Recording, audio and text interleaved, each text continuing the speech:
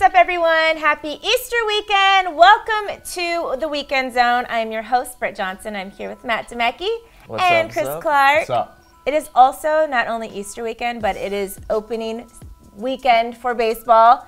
Everyone get excited or pretend to be excited. Woo, woo, Baseball, woo, baby. woo, woo. Yeah. Woo. Baseball. Yeah. So we'll just really quickly do this because I know most of you guys that watch don't care about baseball. I know these guys don't. I'm excited to go to baseball games. Baseball games are fun. I'm excited Hello. to go to Even baseball though games, last time we went to a baseball game together, we all got food poisoning. Great time. Yeah. But it's okay. Don't trust Dodgers management. None of them. Or their food. I'm not going to say anything else. But let's do some predictions really quick. What do you think? Who do you think is going to, stand out this season, be a great team, go to the World Series, all that fun stuff? Just really quickly. We don't have a lot of time for this. mean, I hate to say it, but honestly, I think it's going to be a rematch of last year. I think it's going to be Astros-Dodgers again because, I mean, the Astros basically came back with the same team. The Dodgers, if they're fully healthy, obviously they're probably going to go back from the NL. So I think it's going to be a rematch, to be honest. I think Houston Astros are going to get back there. They could repeat. Well, as the resident baseball fan on the panel, I thought long and hard about it when the season opened up. I've been watching the games, but I have no idea. I think it's going to be, from what I do know, I do think that the Dodgers come back, but I don't know enough about the Astros to say that they're going to come back. They're loaded. And I can safely say I'm going for the Dodgers to win the whole thing, because I know that's the safe bet, the safe answer. I'm going for Dodgers too. Everybody knows Matt Kemp is my favorite player. Matt Kemp's back. He's been working out. He's, He's old though. Yeah. So what? He can still hit a ball. He can, still play in the outfield. You don't have to run around in the outfield too much. Can we get an LA New York matchup? And obviously, I'm going with the Yankees because they just got Giancarlo Stanton, and Aaron Judge is gonna come killing it his second season. So I mean. And home run after home run after home run. LA New York battles in the World Series like that. I think that would just be cool to watch. Yankees almost got there without Giancarlo last year too. They ended up in 6. But I want Dodgers winning it all. We need it. It's been since like '85, so we need it. Let's move on to something that everyone cares about. So recently, this last week, I did a story about Odell Beckham Jr. potentially going to the Rams. I have to ask you guys a question. Does OBJ have a home elsewhere in the NFL besides the Giants? And who do you think would be wise to pick him up if he does go somewhere else? Because there has been tons and tons of rumor talk about him getting traded. And he wants money. That's the biggest thing. Because it's like, he fits on almost every team, but the thing is, he's going to be expensive. And that's the thing with the Rams. Like, I don't know if they would be able to afford him. Like, they would get him in the trade, and then that's it. They can't extend him because, with everybody that they just brought on the team, that's my biggest thing. Well, and he's definitely made it clear he not only come this time next year wants to be paid more, but he wants to be the highest paid player in the NFL. He learned his lesson. He got hurt in the middle of the season. Now what? You know what? That's why they put out contract talks. But who's going to throw that money at him? That's my thing. That's my problem. I think the Rams have cap space right now, and it's scary because I feel like they have this 1-year window where Gurley's not paid yet, Jared Goff's not paid yet, Aaron Donald's not paid yet. You can literally pay Odell Beckham Jr. probably another 3 years, maybe do like a $50 million contract because he's going to ask for that kind of money. I feel like the Rams are the only team right now. But what about those other guys you just named? You got to re-up them. They have a 1-year window, and I feel like with Odell this year, if they get Odell and they pay him that money, they're almost guaranteed to win a Super Bowl this year. Yeah, that team's loaded. Yeah. And then the Rams is going to fall off. That's why you play. So I feel like the Rams have the best shot. It's scary. But they have so many guys on the rookie contracts. Yeah, I don't know. For the Giants' purposes, I think it would be best for them to do a trade with somebody because we all know he's not going to stay in New York next year because they just won't be able to afford him. So get something for Odell right now. They're right now talking about getting like a first whatever. Two first-round picks. Which I think is fair. The Browns have 2 to give. But you got to look at it this way. You got to look at it: 2 first-round picks, and also you have to give him a not contract. 2 first-round in like 1 year. Like right. Obviously, And you have to you're going to give up all your cap space, and you have to give 2 years worth of first round. That's not worth it for a receiver. When's the last time a top 5 receiver been in the Super Bowl? That's what I'm saying. When's the last time they won a Super Bowl? A top 5 receiver that you're paying a crap ton of money for. 100%. I don't see. Julio hasn't won a Super Bowl. Right. But You're talking about the other teams. I'm talking about Giants. It would be best to bet like they gotta go. Yeah, get rid now. of him. 100%. Yeah, exactly. Yeah. But and do you guys think Odell deserves top money?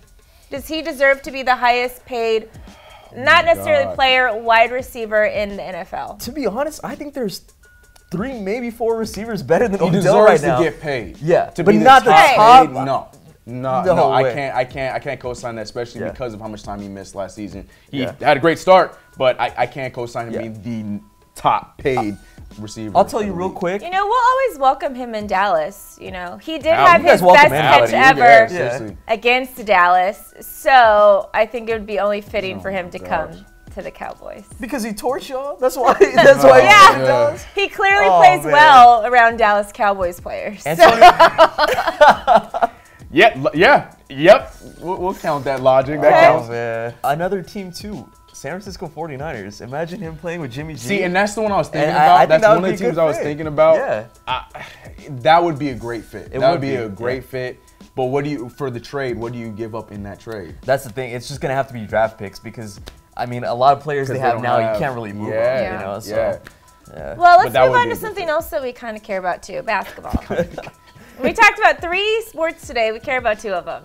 So Steve Kerr says that Steph Curry will not play in the first round. Steph obviously says otherwise.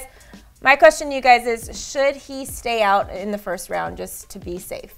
The first round for sure. And I'm not saying that the Warriors are basically guaranteed to win because they're going to have to probably play Utah. And they've lost, 3 games this week at least. And if I were the Warriors and Kevin Durant's coming back slowly, Klay Thompson's coming back. Draymond got injured too. They're all coming back to a first-round series against a scary team. That would scare me. But any of those bottomless, man. Yeah, with Steph, they got to save him for the second round because the second round, I mean, they might be looking at Portland, right? Yeah. Probably one of those teams too. So it's scary. I don't know if the Warriors are locked to win the first round, but they definitely have to keep him out. They can't afford Steph. I think they have a better bet keeping him out.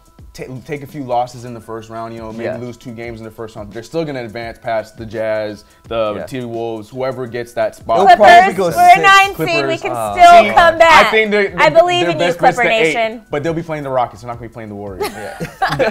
I want to see them get. I like the Clippers. To me, I love watching the Clippers. I love Tobias Harris. I'm a fan of them. But they're going to get the 8. They're going to get the 8 seed. So they're going to face the Rockets. And then we'll get 1 game. Anyway, the Warriors, though, I think. Two at least. It's a safer bet to take your losses. You're going to take 2. You're going to still win the series, put him in the second round, let him have, be a little bit more healthy. Even if he comes back, though, my fear is, like, with the ankles and all the freak injuries he's had this season, are we even sure that he's going to stay healthy in the playoffs even when he comes back? Like, is he going to have another rolled ankle? I think that Steph Curry's biggest problem is he never lets himself get healthy. He always keeps re-injuring, same stuff, his ankles, all the time because he doesn't take enough time. Because he thinks the team needs him so bad, which they do. Yeah, they do. But, are you going to continue playing your whole career like this on a wobbly ankle? Or, it's just, It happened when they lost. Derrick Rose. Let's not do that. Yeah, it happened when they lost in the finals, too, because he came back that second round with the MCL injury. By the time the finals was there, they were up 3-1, and they're like,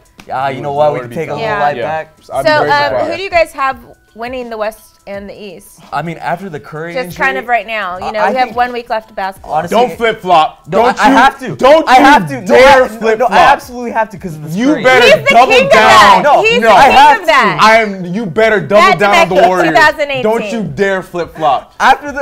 Before the Curry injury, I would tell you guys right here, Warriors are gonna win this thing. Oh it's a lot. After this injury, the Rockets are gonna beat the Warriors in 6. They're gonna play Cleveland. And it's at least Rockets, put Cleveland. Yeah. So it's gonna be Rockets, Cleveland. Rockets are gonna win in 6. James Harden's gonna win his MVP. Chris Paul, they're all gonna be happy, saying yes, we got out of the second round. So disappointed in you. That's Matt Demecki. I don't know what video we did, but I did say the Rockets a long time ago. Well, so did I. Was it and you're the one that yelled at both. That's crazy. This was way before that. When the Rockets were streaking and everyone talking about James Harden, this is real. This is 100%. I agree. I still think. No. Hey. But after the Curry injury, I gotta jump around. I'm not a fan. You don't gotta jump around. Oh my! Bandwagon. My name's Matt Demecki. At least you got room on your bandwagon for me. You told me today what my finals prediction is. You didn't say what your finals prediction was last month. You said today. And I'm going to ask you again when Curry is healthy and the Warriors end up having a great streak, and I'm going to hear you say, you know what, though? The Warriors probably going to take it this time. Anyways, yeah, I'm going with the Rockets. And the East is where I don't know. I want to see the Raptors play in the playoffs. I was going to say the Raptors. Can anybody trust the Raptors? That's why I said I want to see them play in the playoffs. Okay, guys, well, I think we should wrap it up because our camera guy, Dave, is falling asleep back there. Sorry. Why don't you guys head to the comment section now and let us know who you think is going to go to the NBA Finals. And don't be a bandwagon person like Matt. Just stick with your team. Rockets, Cleveland. Rockets, Cleveland, baby. I'm Britt Johnson. That's Matt DeBecki. That's Chris Clark. We'll see you guys next weekend.